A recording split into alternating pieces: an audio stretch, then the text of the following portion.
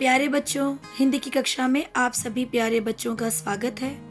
आज हम हिंदी लक्ष्य पाठमाला कक्षा छठी का पाठ 2 आम का पेड़ का भाग 2 पढ़ने जा रहे हैं। भाग 1 के लिए आप मेरा पिछला वीडियो देख सकते हैं। तो आइए बच्चों, हम अपना पाठ शुरू करते हैं। आम का पेड़। अपने इस पाठ को शुरू करने से पहले मैं हमेशा की तरह आप प्यारे बच्चों से निवेदन करती हूँ कि आप मेरे चैनल को ज़रूर सब्सक्राइब कीजिए, मेरे वीडियोस को लाइक और शेयर ज़रूर कीजिए, बेल आइकन को प्रेस कीजिए जिससे आपको मेरे वीडियोस के नोटिफिकेशन मिलते रहेंगे। आप सभी का बहुत बहुत धन्यवाद अपने प्रेम और सहयोग के लिए। आइए हम अपना पाठ शुरू करते हैं।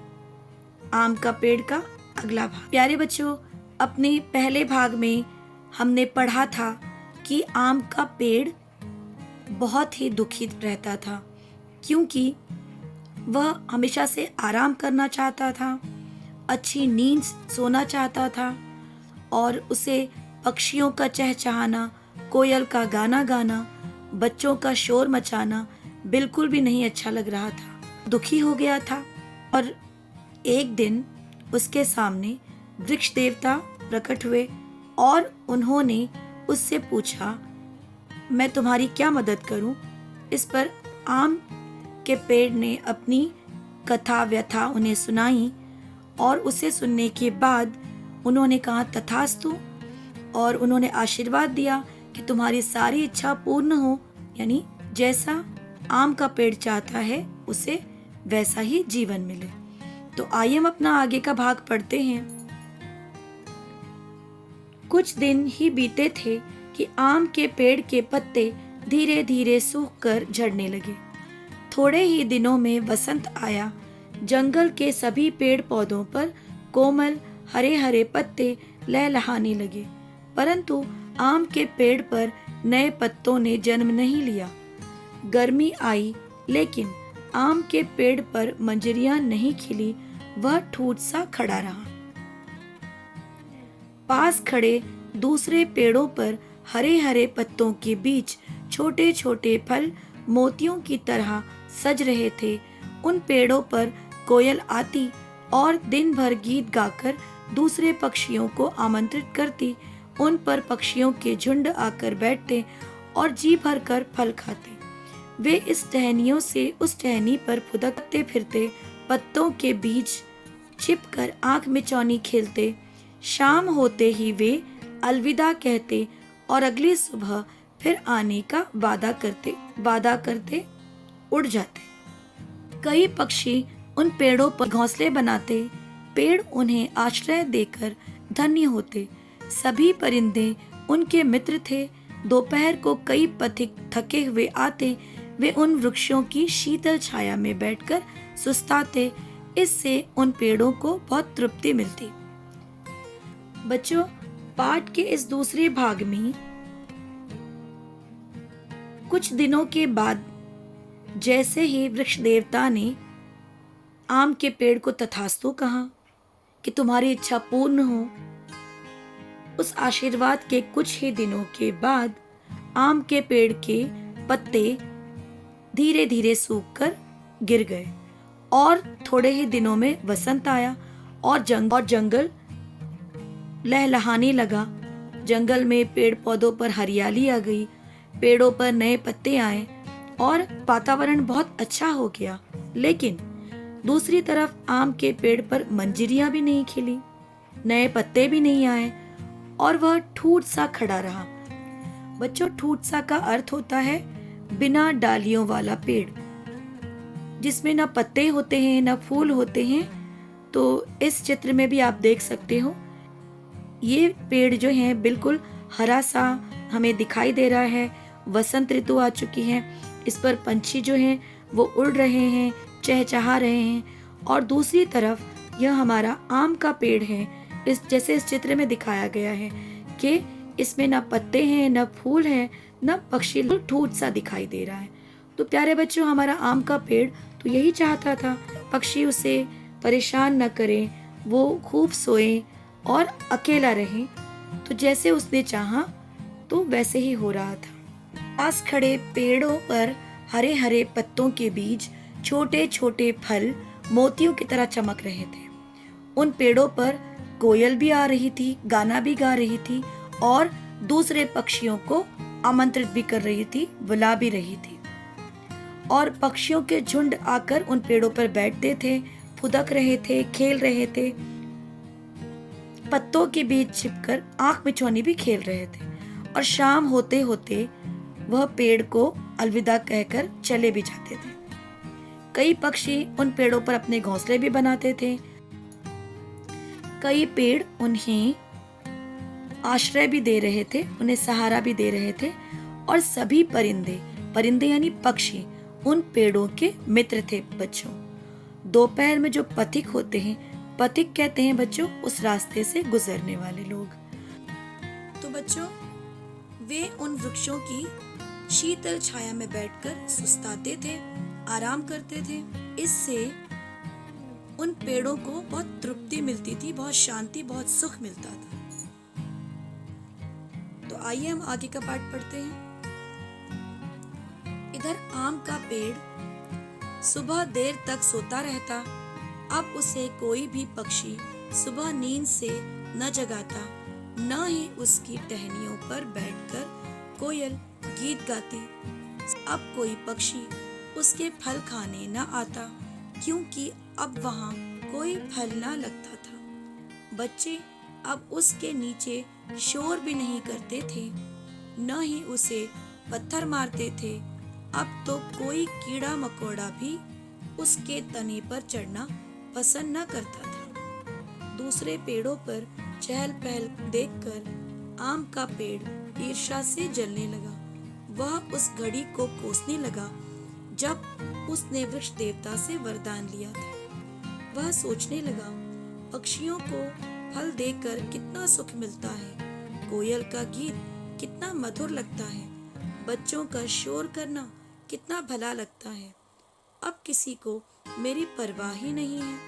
यह सब सोचते सोचते आम का पेड़ उदास हो गया। तो बच्चों, पाठ के इस भाग में हमने देखा कि अब आम के पेड़ को कोई भी परेशान नहीं कर रहा था। अब वह सुबह में देर तक अपनी नींद पूरी कर लेता था और अब उसे सुबह में जगाने वाला, उसकी नींद को तोड़ने वाला, खराब करने वाला कोई भी नहीं था। उसकी टहनियों पर कोयल भी आकर गीत नहीं गाया करती थी और पक्षी भी फल खाने के लिए नहीं आते थे, क्योंकि ना वहाँ पर कोई टहनी थी, ना कोई पत्तियां थी, ना ही कोई फल था।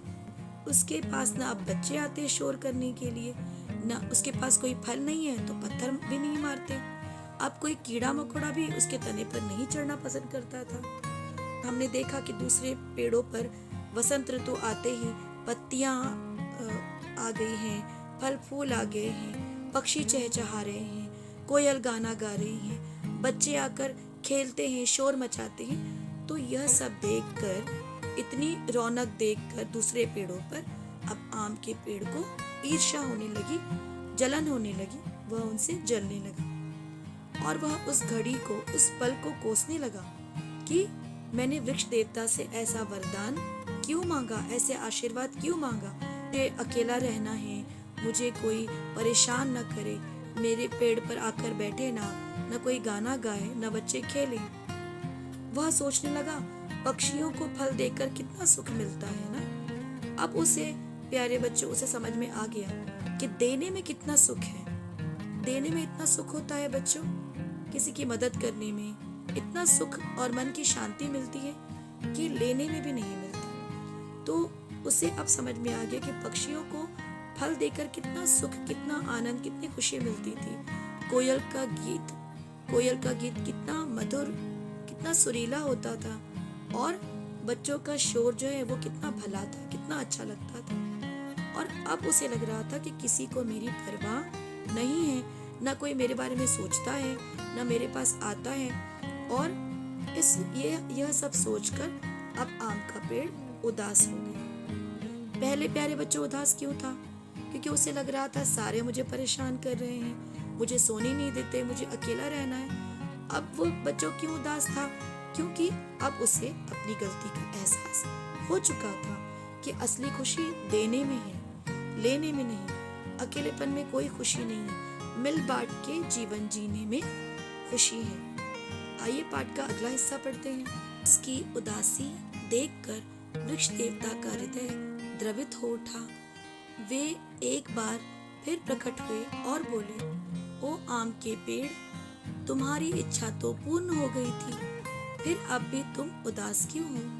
मुझे क्षमा कर दो वृक्ष देवता, वह मेरा अज्ञान था। अब सब मुझसे घृणा करने लगे हैं। कोयल मेरे पत्तों के बीच बैठकर गीत नहीं गाती। कीड़े मकोड़े आदि में से कोई भी मेरी परवाह नहीं करता। मैं यह सुनापन सहन नहीं कर सकता। मुझ पर दया करो प्रभु, मुझे मेरी पहली वाली स्थिति लौटा दो। ठीक है, मैं तुम्हें पहली वाली स्थिति लौटाता हूँ, फिर ऐसी भूल मत करना। इतना कहकर वृक्ष देवता अंतर्धान हो गए।